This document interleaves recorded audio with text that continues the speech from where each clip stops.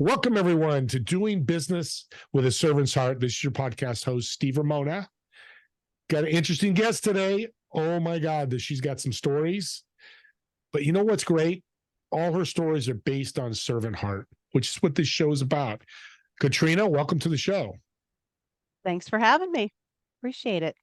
And your maiden name, Smart, fits you very well. I'm just going to start with that. Love it. Thank you. So we're going to start with a unique pivot here. Why does your lizard have his own bedroom? Well, there's a couple reasons for it. One is she's a black and white South American tegu, almost 5 feet long. And so she demands it just by her mere size. Also, she does not like my husband all that much, although she's a sweetheart and I can snuggle her and coochie coochie and all that. But yeah, she gets disenchanted with men oftentimes. So she's a girl's lizard, I guess. It sounds like it. I probably wouldn't be very favorable either. I'm not a big lizard fan, especially that big. I'm thinking It's actually my crocodile. daughter's lizard, but yeah. So let me ask you, I know we were talking in the green room. You have a bunch of nicknames, and they've come from business, which is interesting to me as you build relationships with your boss, your employees, whoever that relationship is. You come up Mhm. with this fun stuff. Why do you have so many nicknames? Well, I mean, part of it is because my last name was Smart. So, there's Cat Smat, because some people called me Cat, and it was Cat Smat because was brought up in Boston. So you lose your R's, although I have mine because I was born in California, so I kept my R's where they belong. But others would say Cat Smat, and then another one was Smarty Pants, and then also my close family was calling me Katie, so they would say Katie did it, right? Like the bug, the Katie did bugs. So whenever something went wrong, Katie did it. I like that. And I love nicknames too. Again, like I said earlier, when you're a servant's heart, you're building relationships. And that's just affection to somebody. We all have Mhm. nicknames, and there weren't, some are negative, of course, but these sound all very positive, right? Yeah. Oh, yeah. None that were offensive in any way. So You have any yeah, nicknames smarty for your pants. client? You have nicknames for your clients? Um, I don't know. I can't think of any off the top of my head. That's reaching. Um, I mean, you have to be pretty yeah, close to a client to have, a nickname, work with them for a long time because that's kind of yeah. crossing over that little personal divide there, which is all good. I want to ask you that I always ask everybody, especially coaches, what does a servant leader mean to you? Well, I've always been somebody that understands uh, what my workers are doing. So like I like to lead from the trenches.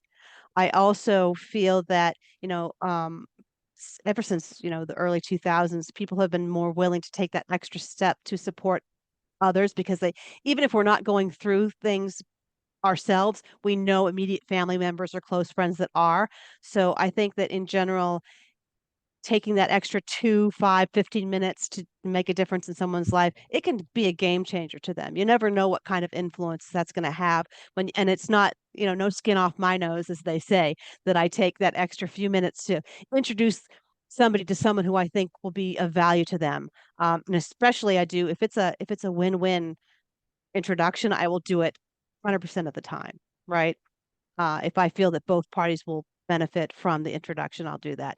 Little things like we were talking about earlier about, if you run across someone's website link that's broken, take the time to tell them because they're spending thousands of dollars probably and weeks and weeks time to get people to get to that link. And if it's dead, it's, all that effort is gone. And, they're not going to take offense. And those who do, that's their problem. But in general, the people are going to appreciate, oh my gosh, thank goodness you took that extra time to tell me that.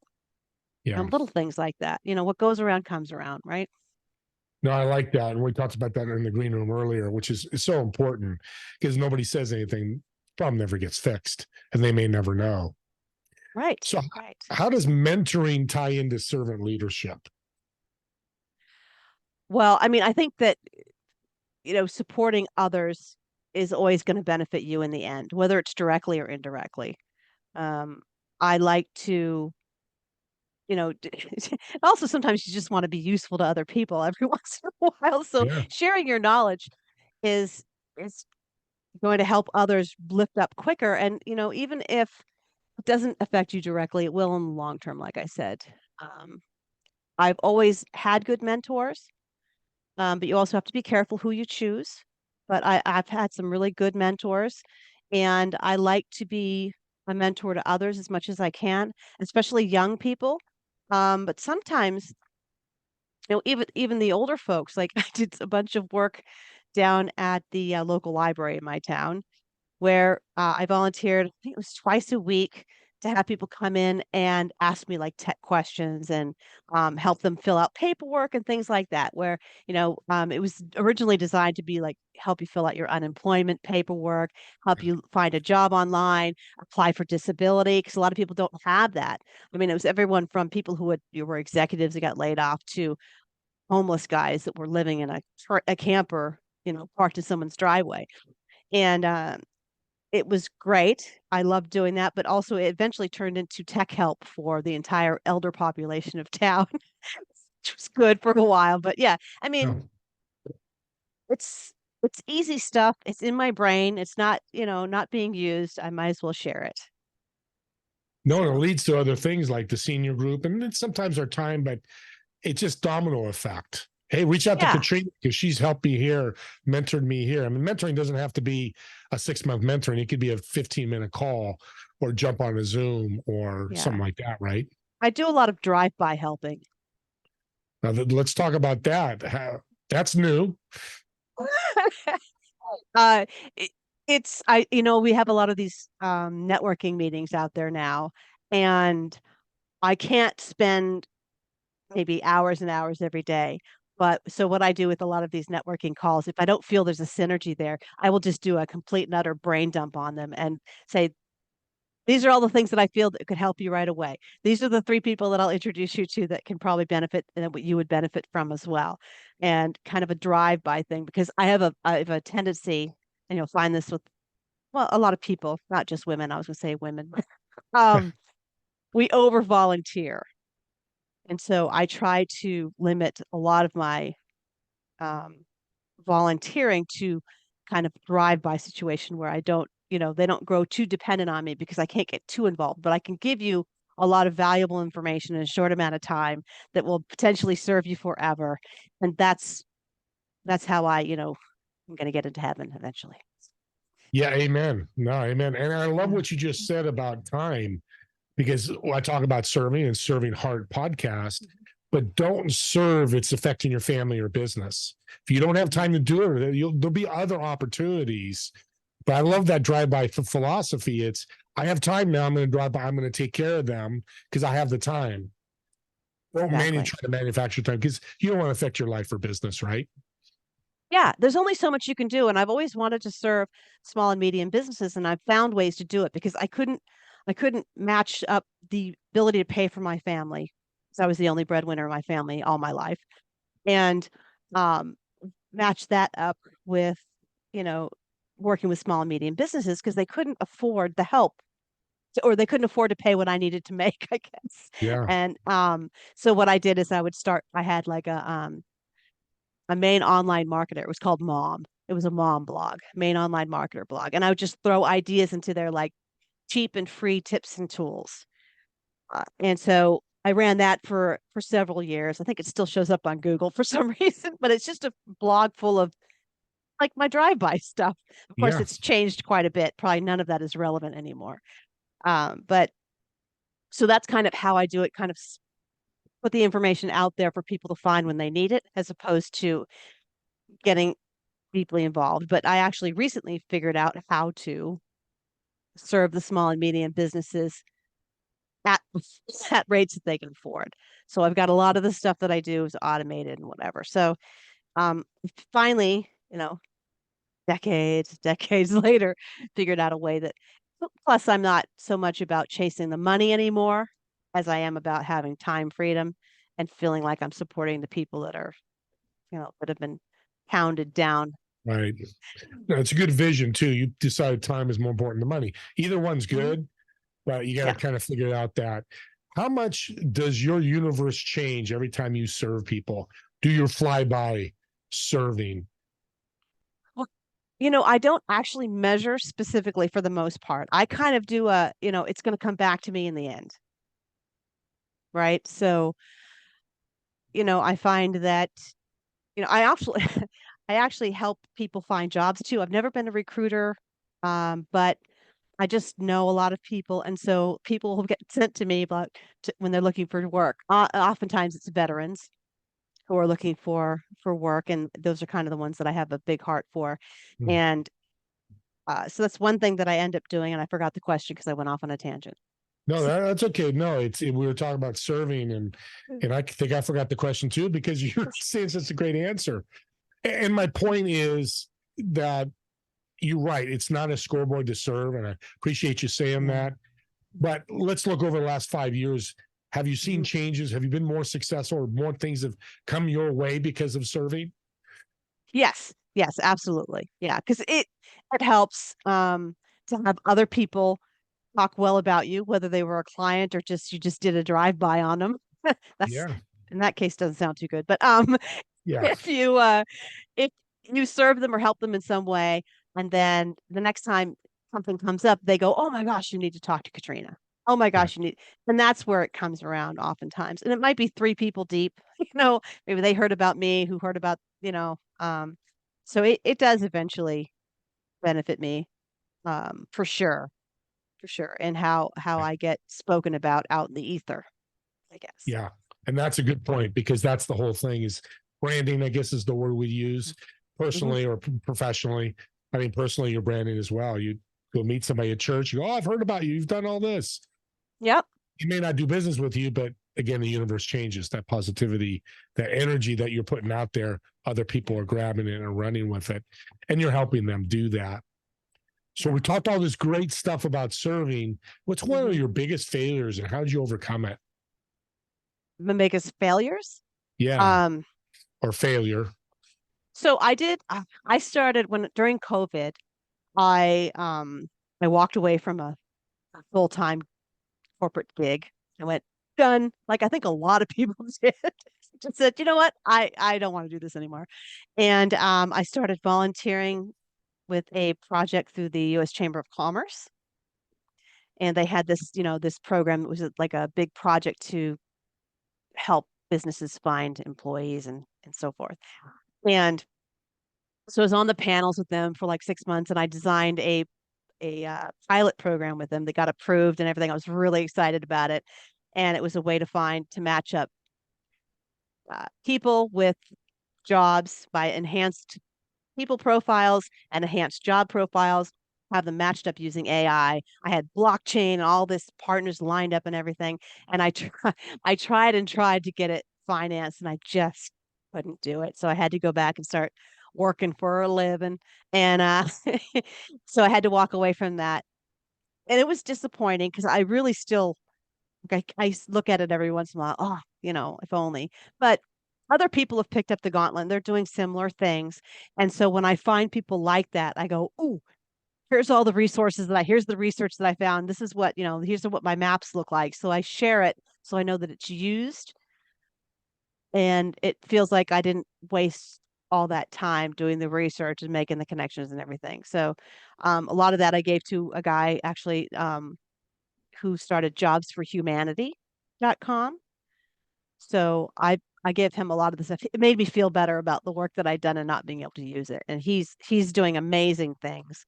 And so with it, he got it much further than I did. He's got like a bunch of different companies that he works with, and I continue to recommend people to him all the time. So Yeah, I call and that legacy serving, mhm, where you're serving people. You're not part of it anymore, but your legacy is helping people get jobs, and that financially you're not making income. But again, the universe changes. We don't know how, when, or where, but because you did that, and congratulations, you gave it mhm, to somebody, didn't ask for, don't know yeah, financial. It's not like you asked for anything. You just want yeah, to help people. yeah. And want to feel like I didn't waste all that time doing all that work Yeah. for nothing. Well, that's serving yourself. I mean, Yeah, let's yeah. be honest. You only have a limited time, so you put all this Hmm. time in. Yeah. make it worthwhile. So you Yeah. said, so how did you go from, okay, this didn't work out. It wasn't a failure because it's working, Hmm. which I love the story. Hmm. But eventually, go get that other job because you got to have a mindset like, oh my God, this didn't work. What am I going to do now? How'd you Yeah. overcome that? Well, it's, I've never had a problem actually finding work pretty Okay. quickly because of my network. Um, so I just basically went right into consulting. I've been consulting either full time or part time since the early 2000s. Like I think 2003 was my first contract where I got to work at home. I said they offered me more money working at home. I was like, okay, you don't have to ask me twice. So that was my Well, first one. thank you for that answer because you brought up two awesome points. One, have a side gig, which was your consulting. So you had something to fall Hmm. back on. She didn't Hmm. fall in this black hole like, oh, I worked on this. All that time's gone. But number two was your network. So Hmm. let's talk about that. That's so important. How important is your network and how important is people listening building a network? Oh, it's absolutely essential. Honestly, I think that because of COVID and all this results of the mandates and all that stuff, that we're going to see a trend towards community and transfer of trust. And it's not, we don't, I mean, none of us, or maybe I'm just assuming it's everyone's like me. I am a tyrant on LinkedIn now. Like if you don't make, like if you don't have 500 people in your connections, you're not a human being. I'm pretty sure. Right. And so I think that we're going back to our communities and that's why all these networking groups are popping up so we can develop relationships and, your local communities, people are going back to that because that's how you get anything done nowadays. People don't trust. People are cynical. We don't trust what we read. If we see it at all, we're getting inundated with so much more garbage, emails, phone calls. I mean, we need to be able to, we're walking around with blinders on, trying to block out most of what's happening. We need to, if you're going to have a conversation with somebody, you need to kick them out of their zombie state just to get them to pay attention. It's got to be super relevant. You got to know who you're talking to. So yeah, networks. That's when a lot of people call me and they go, "Well, I've been applying for jobs and I can't." I'm like, "Stop doing that because it's just as effective as standing in the corner of the room and bouncing your head off the wall till it bleeds, Yeah. because that's exactly what you're going to accomplish. The exact same thing." And people in the talent acquisition might be mad at me for that, but that's just how I feel. I think that Yeah. I think you're right. you get a recommendation in. Yeah. Uh, and it doesn't matter if it's three people deep, if it's your third, you know, there's a lot of people in my network that we have something in common, but maybe we've never met in person. They know me, they know people I know. And so if I recommend somebody to them, it's more valuable than someone who applied off the street because sometimes you don't even know if that person applying is the actual person that's applying, Yeah. sadly. Yeah. So, Great points. What's a piece of advice you can give the listeners to build their network?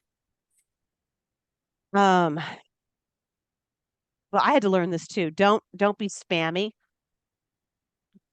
You need to reach out relevant with relevant information. Be kind, understand that that's another person, right? Don't get upset if people don't have time because a lot of us are stressed out. Like I've gotten emails back like where I had sent it out to somebody who I thought was in construction and they were actually an interior designer. And they wrote me back, their response to my email was F off.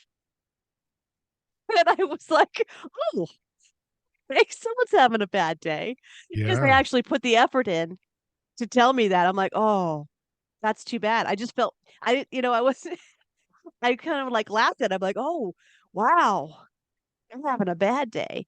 So, you know, you just gotta, I guess, be relevant and sincere, like you're saying. It's easy, and I've tried the other way. I had back 2 years ago, I had, you know, robots working for me, and it just doesn't work anymore. And it's, you know, People sniff it's it out we're quickly. They'll yeah, figure it out. You don't have to be smart to figure it out. Intuition yeah, starts kicking in. We're yeah. we're running out of time here. I could talk Oh, to you all sure. day. This is no, you're good. This is great. But I was going to ask this question, but I want to talk about how you handle this dead list with your customers. People have to Oh, hear this story. yeah, that's a funny one. I was brought into a company and they were in a high growth mode. They were expanding, and they had this one base group that they were going after, and then they were trying to reach into new markets. But they had their most profitable target group had a list of dead customers. They had just these hundreds of customers that were using them for years, just stopped responding, stopped interacting with their content, just dead. And I said, okay, so this is a lot of, really good contacts. I said, are they dead enough for you to let me do something crazy with them? And they said, go ahead. I said, all right. So what we did was the weirdest thing. We got a bunch of single serve fish crackers and just stuck a handwritten note on each one of them, inviting them back to check out what we had that was new, and it said like, will you take the bait? I think we put a little like fishing pole on it or something. And then we manually shipped each one of these individually through the mail. And surprisingly enough, we got 65% of those people to come back on as new customers again. And they had been dead for, I think, over a year. All of them were at least over a year that they had not come back on board. So they were all brand new customers technically. So it worked out better than we could ever hope. Yeah, and what a way to serve a company. As being hired as a contractor to do that. Not just the ROI, but the uniqueness and Mhm. the creativity that you did serve that company, and of course, eventually served. Because I feel when you bring on clients back, you have something value to bring them. They're coming back because there's value. You Yeah. weren't, pitch slapping them. You were here's value if you want, come back, and so it's a win-win-win for everybody. You win, the company wins, and the new customer or the customer that came back wins. I want to thank you for being on. This was such a pleasure. I learned so much, Thanks for and I having me. love your energy. This has been, I keep saying because I don't know what to say because you're so awesome. Oh, well, thank you. Back at you. Well, everybody, I want to thank you for listening to another episode of Doing Business as Servant's Heart. This was a great episode. Listen to it over and over because I think you'll learn something. And we'll see you all on the next show.